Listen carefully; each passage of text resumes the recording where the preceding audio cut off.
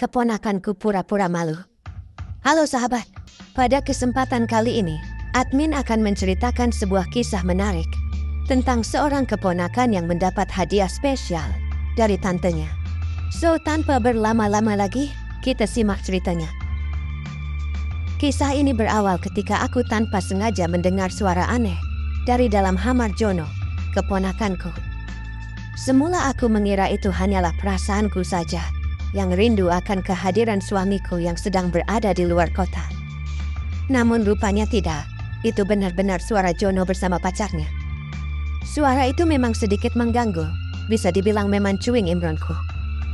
Aku sungguh tak percaya, apalagi tanpa sepengetahuanku yang membawa pacarnya ke rumah. Semenjak ditinggal ayah ibunya meninggal beberapa tahun silam, Jono memang menjadi pemuda sedikit beda tingkahnya. Usianya 23 tahun berbeda 3 tahun denganku. Ayah ibunya tiada karena laka lantas. Dan sepeninggal orang tuanya itu, suamiku Mas Roy, yang merupakan paman dari Jono pun membawanya untuk tinggal bersama kami. Awalnya, Mas Roy merasa iba padanya karena hanya suamiku lah satu-satunya keluarga yang Jono miliki. Namun belakangan sikap Jono mulai berubah. Ia begitu bandel, bahkan saking bandelnya, suamiku sampai-sampai geram dan seperti tidak peduli dengannya. Meski begitu aku terkadang juga kasihan, karena walau bagaimanapun, ia juga masih membutuhkan kasih sayang orang tua. Mungkin itu pula alasannya mengapa ia sampai bersikap demikian di rumahku. Aku memang jarang ngobrol dengannya. Ibaratnya jika Jono sudah masuk kamar, ia enggan untuk keluar untuk berinteraksi. Intinya Jono ini cueklah dengan situasi di rumah. Aku sendiri menikah dengan Mas Roy saat usiaku 27 tahun. Ia seorang duda dengan tanpa anak dari pernikahan sebelumnya.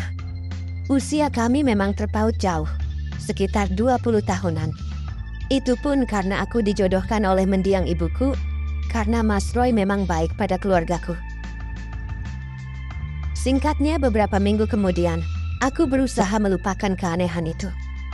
Dan memang selama itu pula tak ada kejanggalan lagi di rumahku. Namun di minggu berikutnya kepergoklah Jono bersama pacarnya di saat ia membuka pintu kamarnya. Bi, kirain sepi nggak ada orang, jangan cerita pada paman ya. Kamu ini John, Bibi sendiri kan nanti yang nggak enak sama pamanmu. Takut dikiranya nggak bisa jagain kamu. Jawabku dengan nada sedikit tegas. Jono bisa jaga diri kok, Bibi nggak perlu ikut campur. Lagi pula ini kan rumah paman, Bibi hanya menumpang. Baiklah John, kalau memang seperti itu menurutmu, sahutku sambil menunduk. Percakapan itu membuatku serba salah. Aku lantas melangkah pergi ke ruanganku yang berada di lantai 2. Berusaha menenangkan diri dan melupakan ucapan Jono tadi. Sampai pada esok harinya, pagi itu aku bersantai di ruang tamu, sehabis jogging bersama ibu komplek lainnya. Tentu saja banyak kering nuat yang dihasilkan pagi itu. Dengan menggunakan setelan jersey, aku duduk sambil nonton TV. Tak menyadari jika sedari tadi Jono memperhatikanku dari kejauhan. Bibi pagi ini cantik sekali, abis jogging ya? Aku hanya menoleh terheran, karena tak biasanya ia memujiku seperti itu. Namun dari sorot matanya, aku paham kemana arah yang ucapannya. Oh ya Bi, maaf ya kalau Jono kadang marah-marah. Jono harap Bibi paham. Iya John, Bibi juga sudah lupain yang kemarin kok. Aku berusaha bersikap ramah dan melupakan hal kemarin. Dan berharap Jono pun bisa berubah setelahnya. Selanjutnya kami ngobrol berdua tentang kuliahnya serta segala hal lainnya. Dan rupanya obrolan itu membuat kami tak lagi canggung untuk bercanda. Keakraban kami membaik dan itu berlanjut hingga suamiku pulang dari luar kota. Tentu saja aku senang. Dan seperti biasa pada malam harinya aku menunaikan ibadah bersama suamiku. Setelah lama tak berjumpa. Meskipun pada akhirnya aku sedikit kecewa. Karena Mas Roy selalu saja lebih dulu tiba di pangkalan udara daripada aku. Ditambah lagi saat itu ia kembali menerima telepon dari bosnya yang meminta esok harinya keluar kota. Nasib, gumamku. Setelah kepergian suamiku, aku kembali menjalani hari-hari seperti biasanya. Begitu pula dengan Jono yang juga sama. Di saat makan siang bersama, percakapan basa-basi canda tawa pun terlewati dengan ceria. Aku makin akrab karena memang di rumah hanya kami berdua. Intinya saat itu aku berusaha untuk menjadi bibik sekaligus orang tua yang baik untuknya. Hingga suatu malam, tepat beberapa hari setelah kepergian suamiku. Entah kenapa saat itu aku merasa sepi dan hampa. Entahlah, aku tiba-tiba merasa kesepian melanda. Bahkan sulit memejamkan mata alias insomnia. Hingga beberapa menit kemudian, tepatnya jam 10 petang, ku dengar suara motor Jono tiba di garasi. Dia baru saja pulang dari urusan kampusnya. Tentunya dia kecapean. Aku lantas beranjak dan berinisiatif membuatkan teh. Apalagi cuaca saat itu memang wadem-wademnya. Setelah teh selesai, aku melangkah masuk setelah mengetuk pintu ruangannya. "John, ini Bibi buatin teh untuk kamu," ujarku. Nampak Jono tersenyum. Namun yang membuatku gagal fokus justru pada hanbok yang digunakan untuk menghalangi hikmah kehidupan dunia. Walah, pikirku. "Letakkan saja tehnya di sana, Bi." Jono menunjuk meja lalu menoleh ke arahku, yang kala itu menggunakan daster seperti biasanya. Di saat aku beranjak pergi, Jono tiba-tiba berkata, "Bi, maaf ya, kemarin aku nggak sengaja nyentuh Ibs Bibi sama Paman Skibi di Pau-Pau. Tapi aku heran." Jono menjeda ucapannya lalu melangkah ke arahku. Tentu saja aku dak-dikdok. "Sepertinya Bibi kecewa dengan solusi masalah Paman," sambung Jono dengan nada bercanda. "Maksud kamu apa, John?" tanyaku. "Jono ngerti kok, Bi. Jono kan udah pengalaman. Bagaimana jika..." Jono kembali menjeda ucapannya, dan aku paham betul kemana arah ucapannya. Entah mengapa aku menjadi kelu untuk menjawab, namun belum sempat aku berkata Jono memberi sambutan lainnya. Hal itu benar-benar jauh dari bayangan. Namun tak urung aku menyesuaikan saran dan langkah permasalahan. Sampai ketika Jono mengambil hikmah kehidupan dunia fana dan meletakkan pada wadiahnya. Aku cuma bisa ceramah rohani dan komentar meski tak jelas maknanya. Rupanya Jono ini berbeda dengan pamannya, dia set-set dan tak banyak bicara.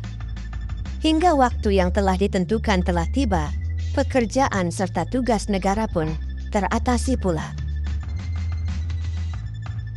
Seminggu berlalu keakraban kami masih tetap sama. Banyak waktu luang untuk sharing dan curhat seperti sebelumnya. Hingga beberapa bulan kemudian, di suatu pagi tiba-tiba suamiku jatuh sakit, sehingga harus berhenti dari pekerjaan dan kesibukan kantornya. Aku dan Jono pun membawa suamiku ke rumah sakit.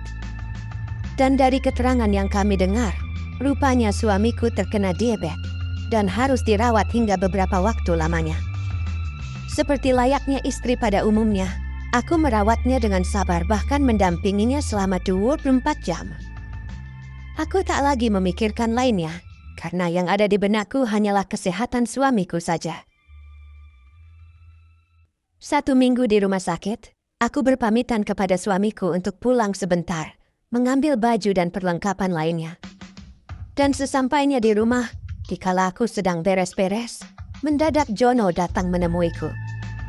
Dan hal yang mulai kulupakan, kembali kualami. Tugas negara serta penyelesaian masalah kantor dan lain sebagainya dikerjakan bersama.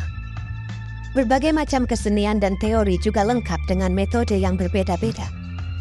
"John, Bibi ditunggu pamanmu," ujarku. "Nanti kita sama-sama ke sana, Bi."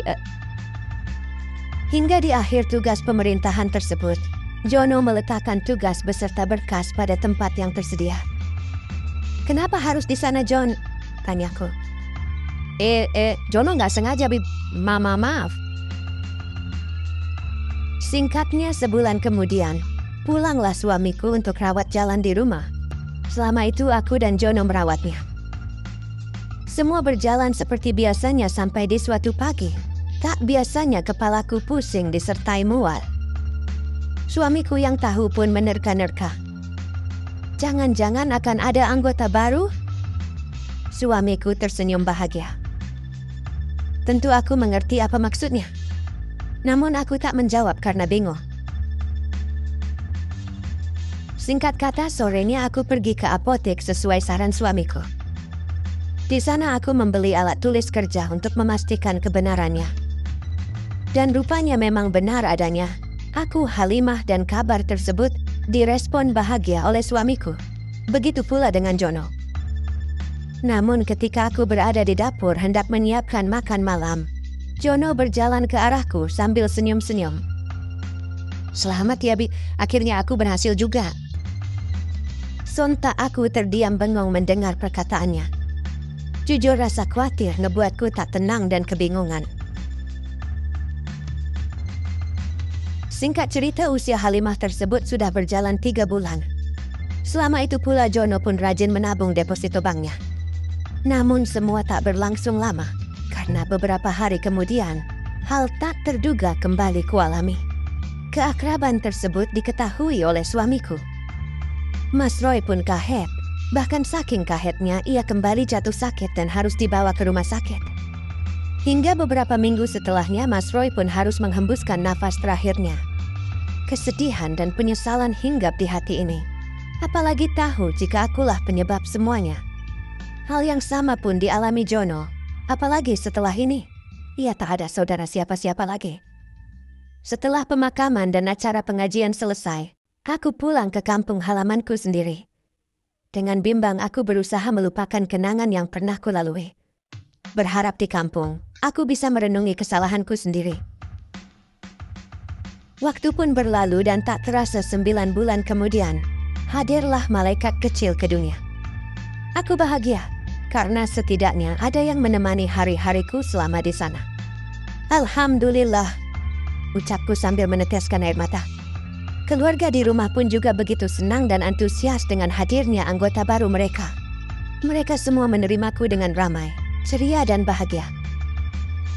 Hingga sebulan kemudian, aku yang hendak pergi ke pasar untuk berbelanja, mendadak kaget melihat mobil hitam terparkir di depan halaman rumahku. Sosok pemuda yang telah aku lupakan kembali datang menemuiku. "Jono, ngapain ke sini? Dari mana kamu tahu rumah Bibi?" Tanyaku terkejut. "Sekarang aku sudah berubah, Bi. Aku sudah mandiri. Jujur, Jono selama ini mencari Bibi kemana-mana. Jono ada pesan surat dari mendiang paman sebelum meninggal dulu. Bacalah, Bi." Jono memberikan surat padaku sambil berkaca-kaca. Aku lantas menerima surat tersebut dan membacanya. "Apapun yang terjadi biarlah terjadi. Aku titipkan Jono padamu, istriku. Bahagiakan dia seperti kamu membahagiakan aku. Karena selama ini Jono tidak pernah mendapatkan kasih sayang. Aku mohon kepadamu, istriku, ingat amanat ini baik-baik." Setelah membaca surat itu, aku dan Jono akhirnya duduk di depan teras rumahku. Dia menangis, begitu pula denganku. Dan akhirnya cerita ini diketahui oleh ibu dan kakakku. Mereka pun merestui aku dan Jono. Hingga di bulan berikutnya kami pun meresmikannya.